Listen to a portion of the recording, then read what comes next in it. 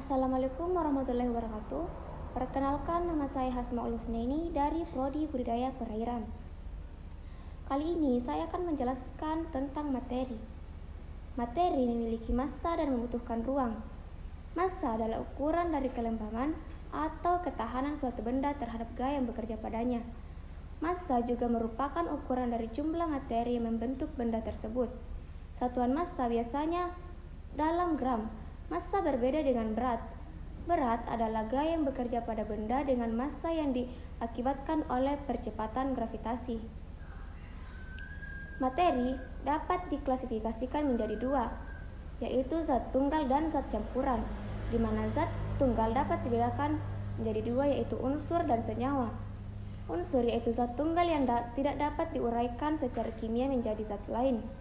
Sedangkan senyawa yaitu zat tunggal yang dapat diuraikan secara kimia menjadi unsur-unsur penyusunannya atau senyawa yang lebih sederhana. Yang kedua, zat campuran. Zat campur itu zat homogen atau larutan dan zat campuran heterogen.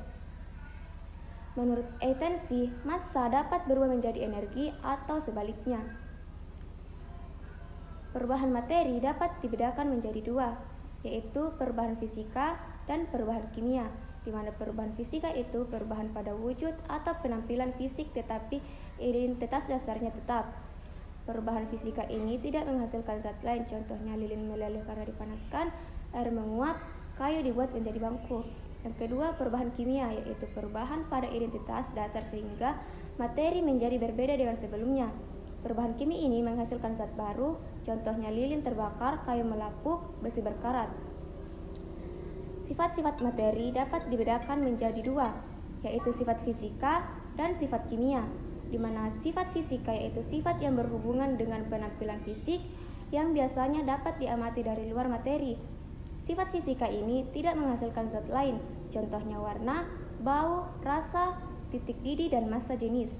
Sifat kimia yaitu sifat khas yang menjadi identitas dasar materi dan dapat diamati di dalam materi tersebut. Sifat kimia ini berhubungan dengan terbentuknya zat lain, contohnya keelektronegatifan, kereaktifan, energi ionisasi, energi ikatan. Sifat-sifat materi juga dapat dibedakan berdasarkan ukuran atau jumlah materi, yaitu yang pertama sifat ekstrinsik.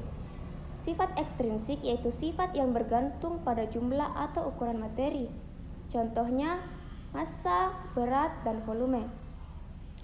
Sifat intrinsik yaitu sifat yang tidak bergantung pada jumlah atau ukuran materi, contohnya bau, rasa, warna, massa jenis, titik didih, dan sifat kimia seperti keelektronegatifan, kereaktifan, energi ikatan.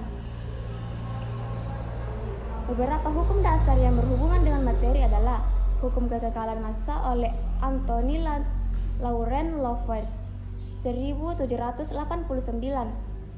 Massa zat tidak bertambah atau berkurang dalam reaksi, sehingga massa zat-zat hasil reaksi sama dengan massa zat-zat yang bereaksi. Yang kedua, hukum perbandingan tetap oleh Joseph Proust 1799. Dalam suatu senyawa, perbandingan massa unsur-unsur penyusunannya selalu tetap. Yang ketiga, hukum perbandingan berganda oleh Dalton 1805. Bila dua unsur dapat membentuk lebih dari satu macam senyawa, maka perbandingan massa kedua unsur dalam senyawa tersebut berbanding sebagai bilangan bulat. Dengan menggunakan hukum-hukum tersebut, kita dapat menghitung perbandingan massa dalam senyawa-senyawa dengan mempertimbangkan massa atom unsur-unsur penyusunnya. Mungkin itu yang dapat saya simpulkan. Sekian dari saya. Assalamualaikum warahmatullahi wabarakatuh.